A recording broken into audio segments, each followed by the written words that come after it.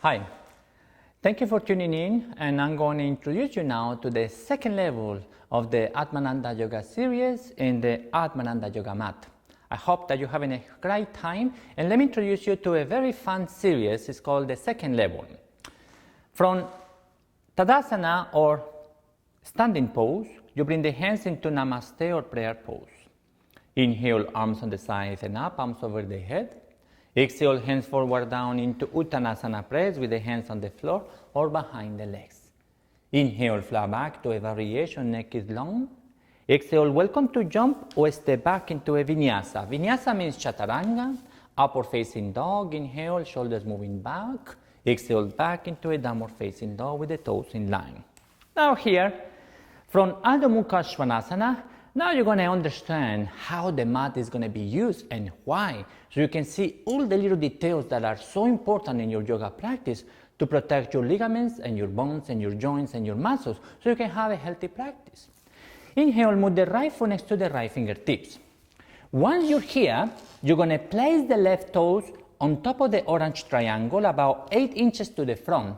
Once the toe is here, you're going to drop the heel toward the middle line. So the left heel is between the middle line and the third line, but you need to keep the left foot on top of the 45-degree line. This is very important because the left foot at this moment is controlling the joints of your ankle, the left knee, and the hip, which control the spinal cord and controls your brain. So if the position of the left foot is uncomfortable, the brain will feel uncomfortable. Why? Because your body is in pain because of tension of the joint. Let's say, for example, if the left foot were here, pointing out at 90 degrees, and you try to go out with the spinal cord, it will be almost impossible for you to align the spinal cord. But if the left foot is at 45 degrees, then there is a space in the joint, and it's easier to move the left hip forward, so the hips can go level. From here, press the left foot, bend the knee over the heel, and bring the hands up toward the heavens into a warrior one. Here, the palms are together, the wrists are over the shoulder, the right hip moves back, and the left hip moves forward, the left foot is flat. But now, you want to keep the right knee over the heel, there. Not forward, not toward the outside, and not toward the inside. Right on top of the heel to protect the joints of your knee. And now you just have to start working on the left hip forward. It takes time, but be very patient and develop endurance. The right foot is flat and the left leg is straight, and the arms are straight to the heavens. Eventually the dristi will be pointing to the thumbs, creating one line between the wrists, the shoulders, and the hips. Once you have the proper alignment because of the mat alignment and the distance is there, you will not be in pain thinking this is too much for you, because the position is creating the perfect pose for you to hold it for a longer periods of time. As you exhale, open the arms horizontal with the shoulders. You're going to look at the left foot, and you're going to move the left heel 2 inches forward, so the ankle remains on top of the middle line, and then you're going to start with the toe and the heel to the back behind the fourth line. Now notice that the left foot now is 90 degrees to the left in relation to the middle line. Again, the left foot is 90 degrees to the left in relation to the middle line. Now notice that the ankle, the knee, and the left hip are on top of the middle line.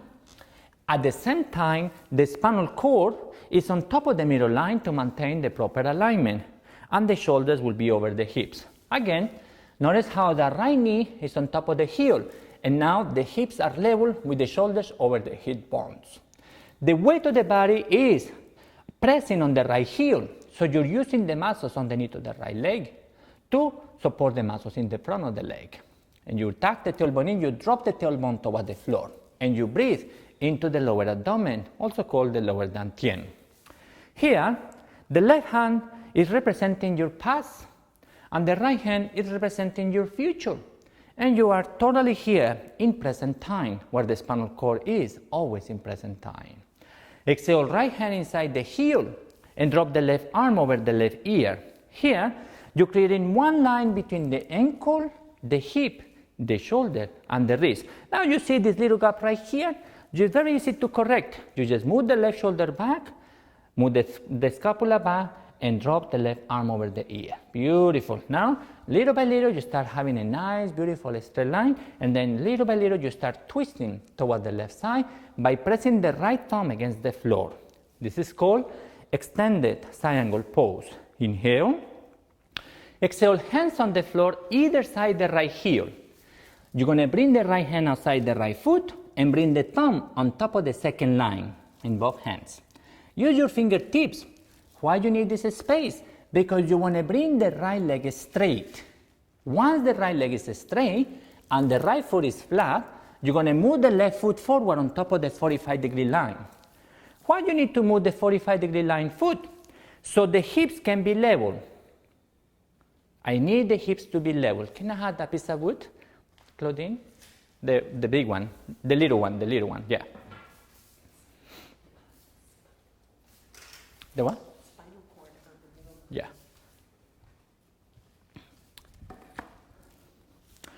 So, why the left foot has to move forward? So we can keep the hips level. When I say level, what does that mean? That the hips should be level in relation to the floor. And that's where the lines in the mat comes in. This is considered level in relation to the floor. So the spinal cord can be straight on top of the middle line. But if the left foot was not on a 45-degree line, let's take a look what happens to the middle line, to the hip bones. Move the left foot back at 90 degrees. Let's say that your foot is like this. Let's give for example that your foot is like that and you do not understand alignment. Take a look what happened to the spinal cord. Now she's collapsing on the right hip, she's lifting on the left hip, and the spinal cord is creating a curve that can affect your whole entire nervous system. And it will affect in the way you stretch, it will affect the way you feel. We don't want that, so we put this on the side and we do it the right way. Move the left foot on top of the 45-degree line, move the right hip back, move the left hip forward, maintain the principle of the middle line or the invisible line in connection with the spinal cord, and then exhale forward down. You're welcome to move the hands forward and then try to accommodate the abdomen closer to the thigh.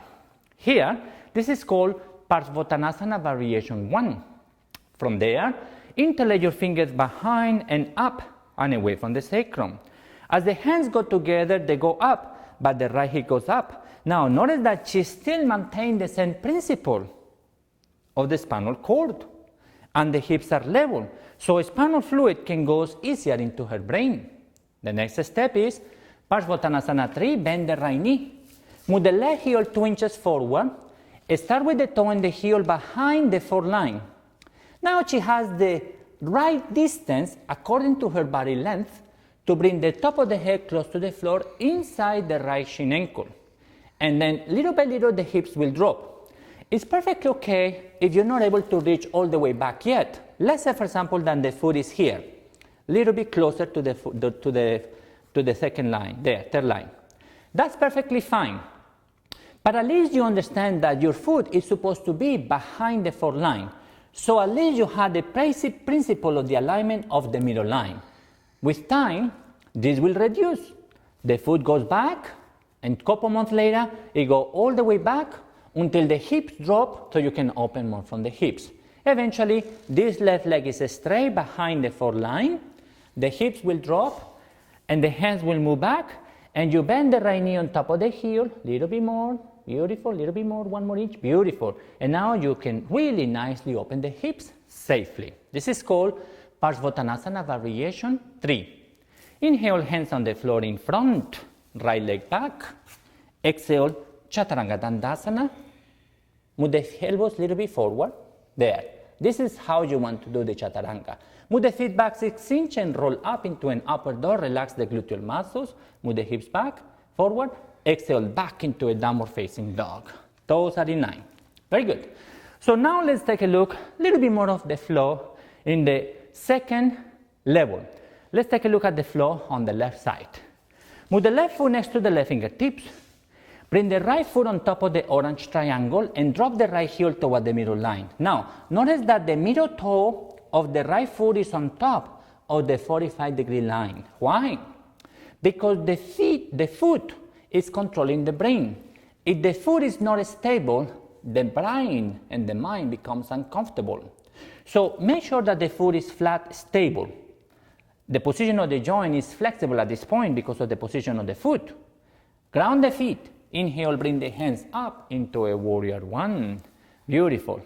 And you're breathing into the lower dantian. In and out of the body. You're breathing in and out of the body. Inhale. Exhale, open the arms horizontal with the shoulders. Right heel 2 inches forward. And then toe heel behind the foreline. Beautiful. Now, the middle line is directly connected with the arms, the hips, and the spinal cord. And the left knee is right over the heel. And the back leg is nice and straight. The arms are horizontal and the facial muscles are soft. And you're processing information by breathing into the lower abdomen. As you exhale, left hand inside the heel and the right arm over the ear. Try to move the scapula all the way back to create nice space on the shoulder.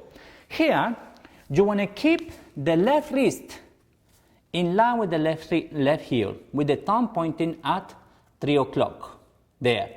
The pinky finger along with the middle line, and the thumb pointing at 3 o'clock. This position of the thumb will give you a lot of stability of twisting the body to the right.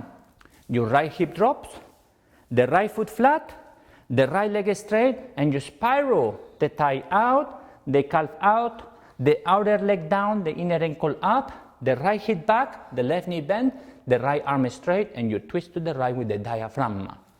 Exhale, hands either side the left heel with the thumbs on top of the second line, left leg straight. Notice, if you don't have the lines in the mat, you probably will, the spinal cord will be somewhere around like this. You will not be stable. But because we have the lines in the mat, in your mat, you just place your foot on top of the 45-degree line. Beautiful. Now, the hips can go level. A little bit higher with the left one. Nice. Now, we have what is called perfect balance. If you have perfect balance, the possibilities for you to open the body more efficiently in a shorter amount of time is greater, and it's preventing you from getting hurt.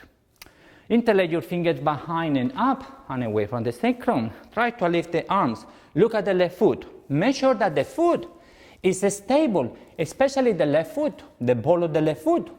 Let's say that it's very difficult to ground the left foot. You can keep the left toe up and ground the ball of the left foot. There.